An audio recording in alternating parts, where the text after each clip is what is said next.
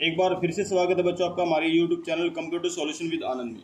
इस वीडियो में हम सीखेंगे कि पायो टेबल्स को किस तरीके से बनाया जाता है। जैसे हमारे पास एक टेबल दी हुई है जिसमें name, gender, department, city, salary.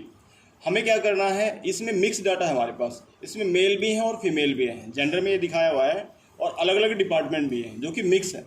हम चाहें तो इसको फिल्टर से भी सेट कर सकते हैं, पर हमें क्या करना है, पायो टेबल। जब भी आप किसी इंटरव्यू में जाते हैं तो आपसे पूछा जाता है कि पायो टेबल्स कैसे काम करती है, तो आपसे इसके बारे में काफ़ी सवाल पूछे जाते हैं। तो आपने इंसर्ट में जाना है। हमारी पहली कमांड है पायो टेबल्स। जैसे हम पायो टेबल पे क्लिक करेंगे, हमसे रेंज मांगेगा। हमें हेड से लेकर जैसे name, gender, department, city, salary, ये सारे ऊपर से नीचे तक कंप्लीट सेलेक्ट कर लेने बच्चों।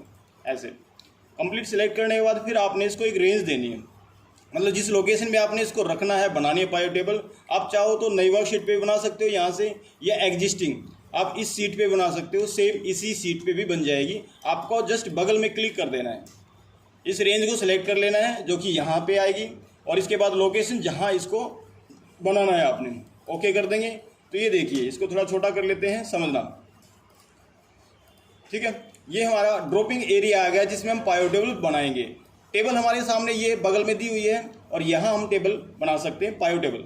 जैसे कि हमने नेम ले लिए, जैसे हम नेम लेंगे हमारे सारे नाम जो इसमें नाम दिखाए गए हैं वो सभी नाम यहाँ पे आ जाएंगे। पर ये देखिए, यहाँ पहले मोहन है, सोहन है, कविता है। यहाँ देखिए हरीश, कविता, मतलब ये ए से जेड की सीक्वेंस में आ रहा है। अब आप चाहो तो इसमें नेम के साथ जेंडर को भी फिलअप कर सकते हो। ये देखिए, जैसे मैंने नेम के साथ जेंडर को लिया तो यहाँ पर जेंडर इसके नीचे आ गया है, मतलब रो में, क्योंकि ये सारा डाटा जो है रो में आ रहा है। मैं चाहूँ तो इसको उठा के कॉलम में भी डाल सकता हूँ, जिससे कि मेरे सामने जो डाटा है वो कॉलम में आ जाएगा। अब मुझे ये डाटा तो सारा दिख गया, इसके बाद मैं चाहता हूँ सैलरी आ जाए। तो देखिए, फीमेल और मेल का जो डाटा है वो सैलरी वाइज आ जाएगा। ये आपकी फीमेल की सैलरी के कॉलम बन गया और एक मेल की सैलरी का, और यहाँ इनके टोटल्स भी आ चुके हैं। और मैंने यहाँ पे क्रॉस चेकिंग के लिए टोटल भी निकाला हुआ है, तो आप मिला के देख सकते हो, नीचे टोटल आ चुका है फीमेल और मेल का अलग से। तो ये पूरी रिपोर्ट बनती है मिक्स डाटा में से अरेंज करके।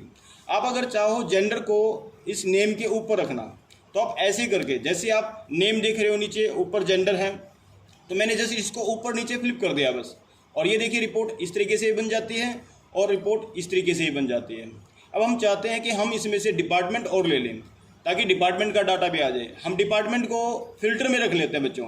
ये हमारा ऊपर वाला जो बॉक्स है फिल्टर कहलाता है। इसमें हमें डाटा यहाँ पे सभी डिपार्टमेंट का मिल जाएगा।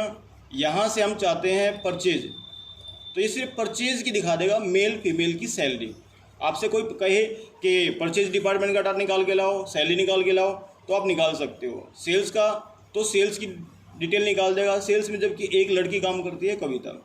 उसी प्रकार से आप टैक्स डिपार्टमेंट का भी डाटा देख सकते हो। जैसे इसमें मेल फीमेल में आपको डाटा अलग अलग करके दे सकता है, ठीक है। डिपार्टमेंट को उठा दो। सिटी के अकॉर्डिंग भी अगर कोई कहे आपसे डाटा बनाने के लिए तो सिटी को भी आप सबसे ऊपर रख सकते हो। यहाँ पानीपत सिटी, फिर सोनीपत सिटी, मैंने 2 सिटी ली हैं, पानीपत और सोनीपत।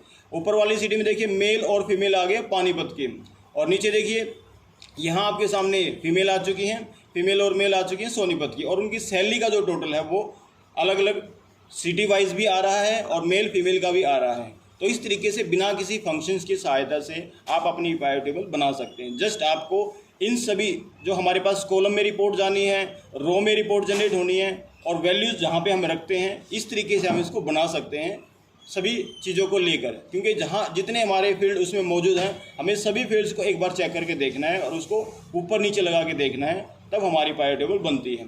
तो आपके पास जो मिक्स डाटा है, ये इस पूरे डाटा को आप बिल्कुल अच्छी तरीके से छांट कर फिल्टर करके एक रिपोर्ट बना सकते हो। ये हम पायो टेबल में सीखते हैं। आशा करता हूँ ये वीडियो आपको काफ़ी अच्छी लगी होगी। इस वीडियो में फ़िलहाल इतना ही। धन्यवाद।